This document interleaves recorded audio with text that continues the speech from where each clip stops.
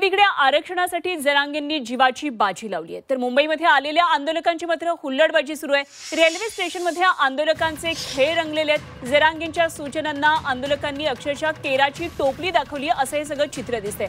सीएनसीटी railway स्टेशनवर मोठ्या प्रमाणामध्ये आंदोलक रेल्वेने येत आहेत। त्यांच्या स्वागतासाठी तिथे अनेक आंदोलक आधीपासूनच आहेत। मोठा ताण सध्या रेल्वे यंत्रणेवर पडलेला आपल्याला पाहायला मिळतोय। सीएसएमटी रेल्वे स्थानक जे मुंबईतलं सगळ्यात महत्त्वाचं रेल्वे स्थानक समजलं जातं, कारण या ठिकाणून लांब पल्ल्याच्या गाड्या सुद्धा याच ठिकाणी येतात। मोठ्या सामानासह इथे प्रवासी उतरत असतात। त्याचप्रमाणे जनसामान्य मुंबईकरांचा जे माध्यम आहे प्रवासाचं ते म्हणजे इथलं रेल्वे स्थानक आणि इथली रेल्वे। खरं तर अशा प्रकारे रेल्वेची अडवणूक करणं आणि त्या ठिकाणी प्लॅटफॉर्मवर मोठ्या प्रमाणामध्ये गर्दी जमवणं, त्या ठिकाणी असे खेळ करणं, हलगीचा नाद करून सातत्याने सकाळी 7 वाजल्यापासून हे सगळं दृश्य असंच सुरू आहे।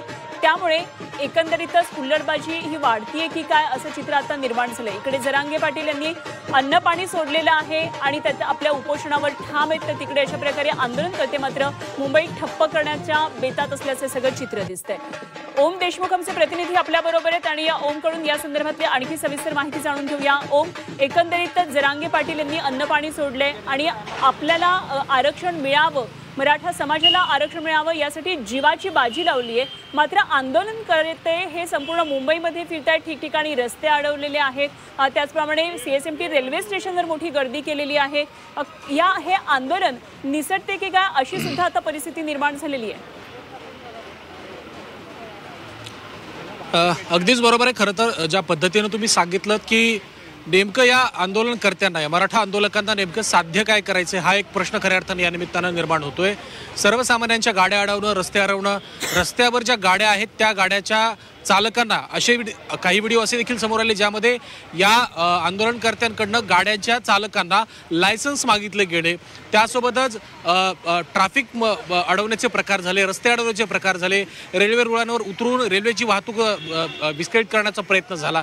या सगळ्या घडामोडीतून या आंदोलनकर्त्यांना नेमकं काय साध्य करायचंय, आरक्षणाची जी लढाई आहे ज्याबद्दल सातत्यानं चर्चा होती की आरक्षणाच्या लढाईसाठी कायदेशीर पद्धतीनं सुद्धा लढा सुरू आहे।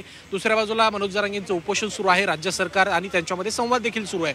परंतु या दोन पातळ्यांवर संवाद सुरू असताना, चर्चा सुरू असताना, डायलॉग सुरू असताना या पद्धतीनं मुंबईकरांचं जनजीवन विस्कळीत करण्याचा अधिकार आंदोलनकर्त्यांना कुणी दिला हा सवाल या निमित्तानं निर्माण होतोय।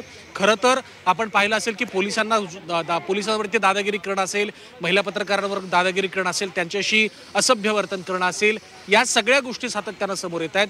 काल सुद्धा अनेक संघटनांनी मनोज जरांगेंना याबद्दल खरपूस पत्र लिहून या सगळ्या संदर्भात आपल्या भूमिका मांडल्या होत्या।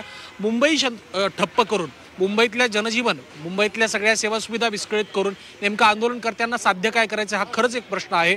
बॉम्बे स्टॉक एक्सचेंजमध्ये घुसणं असेल, जहांगीर आर्ट गॅलरीमध्ये घुसणं असेल, ज्या जहांगीर आर्ट गॅलरीमध्ये शेकडो कोटींचे खूप मौल्यवान अशा पेंटिंग्स आहेत जिथं एक पेंटिंग तयार करायला एका कलाकाराला आयुष्य व्यतीत करावं लागतं।